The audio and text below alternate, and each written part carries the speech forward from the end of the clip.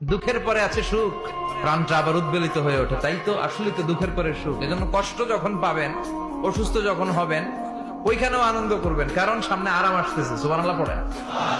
মুমিনের হারাবার কিছু নাই, দুঃখ পাওয়ার কিছু নাই। তার রোগের মাধ্যমে তার গুনাহ ঝরে যায়, সে আল্লাহর কাছে প্রিয় হয়ে ওঠে। তা আমাদেরকে কেউ হারাইতে পারে? কথা বলেন, আমাদের কেউ ভয় দেখাইতে পারে? মোটিভেশনাল সূরা, সূরাতুল ইনশিরাহ আর সূরাতুদ দুহা। এখানে অনেক হিউজ মোটিভেশন আছে।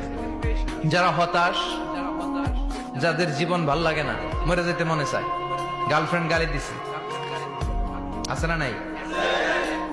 আবার বয়ফ্রেন্ড গার্লফ্রেন্ডের গালি দিছে, এ ওড়না পেঁচায়া ফ্যানের মধ্যে ঝুলে আত্মহত্যা করে। কত বড় পাগল! তুই মরলি কেন? গালি দিছে তো কি হয়েছে? হ্যাঁ, বুঝতে চায় না, হতাশ হয়ে যায়। আর বয়স কম তো, ইচড়ে পাকা, অল্পতে কাবু হয়ে যায়। এই সূরাগুলো পড়ে না। এখানে আশার বাণী আছে। আজকে আমি জানি কথা শোনাবো আপনাদেরকে, শুরুতে আগে সংক্ষেপে বলে দিই। এই সূরার মূল কথা হচ্ছে, মানে সেন্ট্রাল থিম বা সাবজেক্ট ম্যাটার, সূরাতুদ দুহার কেন্দ্রীয় আলোচ্য বিষয় হচ্ছে নিরাশ হবেন না, হতাশ হবেন না, হাল ছাড়বেন না, ভরসা রাখবেন কার উপর?